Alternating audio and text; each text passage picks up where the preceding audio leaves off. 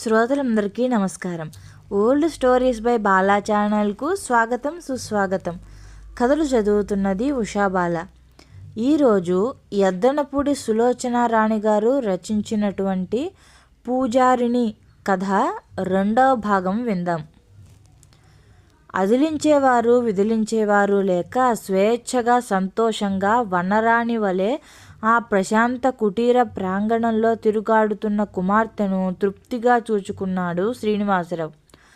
ఆనంద విషాదాలు మిళితమై నర్తిస్తున్నాయి అతడి మనస్సులో.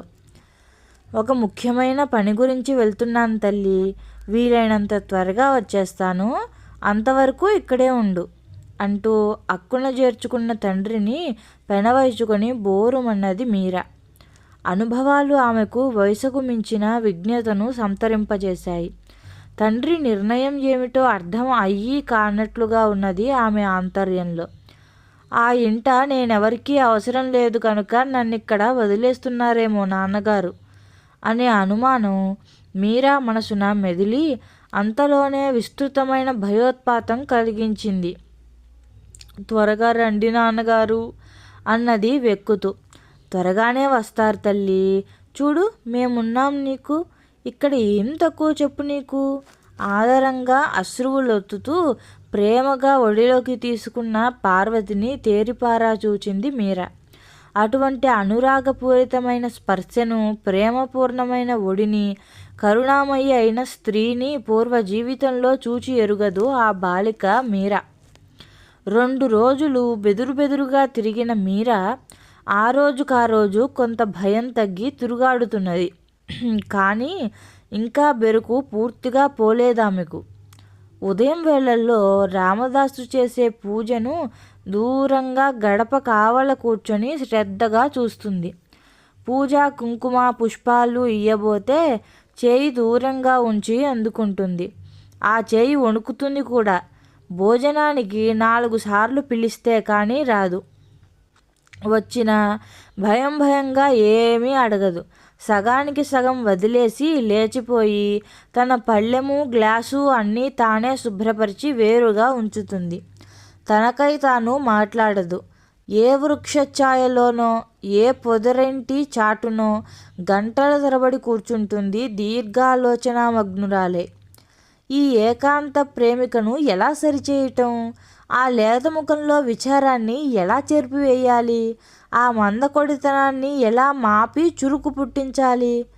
రామదాసు దంపతులకు మీరా ఒక సమస్య అయ్యింది. తల దువ్వి జడవేస్తూ ఎన్నో అడుగుతుంది పార్వతి. మీరా మాత్రం మాట్లాడదు, నేల చూపులు చూస్తుంది అంతే. అలా 4 రోజులు గడిచాయి.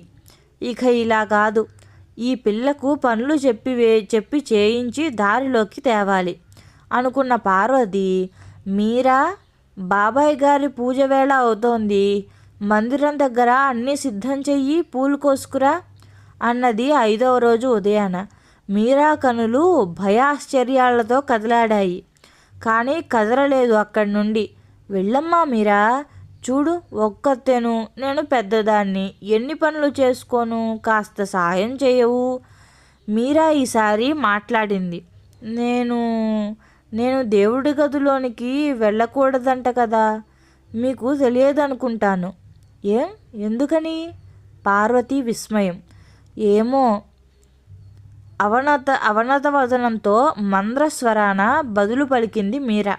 అక్కడ అందరూ అలా అంటారు. నేను పాపిష్టిదాన్నట. కన్నీరు కనిపించకుండా ముఖం పక్కకు తిప్పుకున్నది మీరా. సానుభూతితో ద్రవించిపోయింది పార్వతి హృదయం. మీరా ఎంతటి ఘోర నరకం అనుభవించి వచ్చిందో అర్థం చేసుకోగలిగిన ఆమె అందుకే కన్న తండ్రే ఆమెను అంత సాహసించి తమకు అప్పగించాడని తెలుసుకున్నది. చేస్తున్న పనిని ఆపి లేచి వచ్చి ఒక్కసారిగా మీరాను దగ్గరకు తీసుకుంది. ఎవరమ్మా, ఎవరనేవారు? ఎవరున్నారక్కడ? ఆరాగా అడిగింది పార్వతి. మీరా నెమ్మదిగా చెప్పింది. పిన్ని, అత్తయ్యలు, చెల్లెళ్ళు, తమ్ముళ్ళు అందరూ ఉంటారు. పిన్ని అంటే మా అమ్మ ఎక్కడికో వెళ్ళిపోయిందటగా, అందుచేత నాన్నగారు పిన్నిని మళ్ళీ పెళ్లి చేసుకున్నారట. పిన్ని, అన్నలు, తమ్ముళ్ళు చాలామంది ఉన్నారు అక్కడ. ఎవ్వరికీ నేను అక్కర్లేదు. అందరూ నన్ను తిడతారు, పిన్ని పిల్లలు కూడా. మరి మీ నాన్నగారు? నాన్నగారికి భయం వాళ్ళంటే, నిట్టూర్చింది పార్వతి. పోనీలే తల్లి, ఆ గొడవ వదిలేయి, వాళ్ళని మర్చిపో. ఇక్కడ నిన్నెవ్వరూ ఏమీ అనరు. నీ ఇష్టం వచ్చినట్లు హాయిగా ఉండు. చందమామ లాంటి నిన్ను ఎలా తిట్టగలిగేవారు? ప్రేమాతిశయంతో బొంగురుపోయింది ఆ కంఠం. వెళ్ళు, పూజా మందిరం శుభ్రం చేసి ముందు బాబాయ్ గారికి ఏం కావాలో చూడమ్మా. తర్వాత నాకు వంట పని సాయం చేయాలి. త్వరగా రా మరి. అస్పృశ్యగా, అవాంఛితగా, విదిలింపులు చీదరింపులు నడుమ నిరాశను వరించి పెరిగిన అభాగ్య బాలికకు ఇంతకంటే పండగ సంతసము ఏముంటాయి? ఎన్నడూ లేని వింత కాంతి స్థావరం చోటు చేసుకున్నది మీరా కనులలో. గమనించిన పార్వతి త్వరగా శ్వాస పీల్చుకున్నది. మీరా పూలు కోయటానికి వెళ్ళిపోయింది ఆనందంగా. స్నానం చేసి వచ్చిన రామదాసును భార్య రహస్యం అడుగుతున్నట్లుగా అన్నది. శ్రీనివాసరావు ముందు భార్య చనిపోయిందా? రామదాసు ఆమెకెప్పుడూ ఈ వివరాలు చెప్పి ఉండలేదు.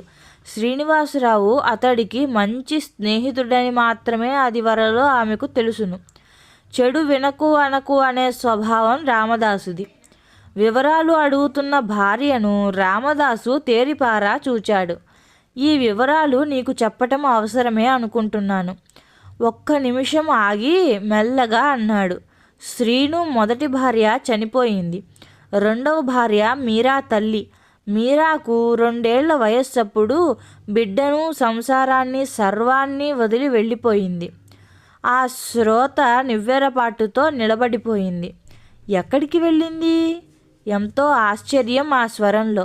నిశితంగా చూచాడు రామదాసు. నా చేత చెప్పించకు పార్వతి. బాధ ఆ గళంలో సుడులు తిరిగింది. నువ్వే ఊహించుకోగలవు, నేను చెప్పలేను. తప్పు ఎవరిదైనా ఆ ఫలితం మాత్రం మీరా అనుభవించింది ఈ 12 ఏళ్ళు. అయితే ఈ చరిత్రంతా విని నువ్వు కూడా మీరాను అసహ్యించుకోకు సుమా. చాలండి. మీరా ప్రవేశంతో సంభాషణ ఆగిపోయింది. ఇవిగోనండి పూల సజ్జ అందించింది. ఇంకేం చేయమంటారు? పార్వతీ పెదవులపై వేలు ఉంచుతూ తప్పు అనే సంకేతం సూచించింది. అండీ కాదు, ఇదిగోనమ్మా చేశానమ్మా అని చెప్పు. ఏది అమ్మా అని పిలు ఒక్కసారి. దిగ్భ్రాంతి అయిన మీరా ఏమిటో అగోచరంగా ఉన్నట్లు తికమక పెడుతూ చూచి తలవాల్చుకున్నది. అంటుందిలే, అలవాటు కాని. రామదాసు ఓదార్చాడు భార్య వదనంలో నిరుత్సాహం చూచి. అతడి అంచనా తప్పలేదు. వారం రోజులు తిరిగేసరికి పార్వతీ మీరాలు సాక్షాత్తు తల్లి బిడ్డల వలె కలిసిపోయారు. కలియక ఏమవుతారు? బిడ్డలు లేని స్త్రీ, తల్లి లేని బిడ్డ ఏ ప్రేమలకైతే కటకటలాడతారో నేడా కరువు తీరింది ఒకరి సమక్షంలో మరొకరికి. అమ్మా అమ్మా అంటూ ప్రతి పనిలో చేయూతనిస్తున్న మీరాను చూచి మురిసిపోయింది పార్వతి. బాబాయ్ గారు అని మీరా సంబోధిస్తుంటే తన జన్మ తరించినట్లే భావించాడు రామదాసు. ఎవరిని అడిగినా వారికి మా తమ్ముడి కూతురు అని చెప్పుకునేవాడు సగర్వంగా, ధైర్యంగా. భగవాన్, ఈ అమాయకురాలి కొరకు నీవు నాపై దయతో ఉంచిన ఈ గురుతర బాధ్యత కొరకు అమృతం కూడా నోట ఉచ్చరిస్తున్నాను. నీవే క్షమించాలి అని లోలోన ప్రార్థించేవాడు రామదాసు. 2వ భాగం సమాప్తం. 3వ భాగం మరొక వీడియోలో చూద్దాం. ఈ కథ కనుక మీకు నచ్చినట్లయితే నా ఛానల్ను లైక్ చేయండి, షేర్ చేయండి, సబ్స్క్రైబ్ చేసుకోండి. మళ్ళీ 3వ భాగంతో కలుద్దాం. అంతవరకు నమస్కారం.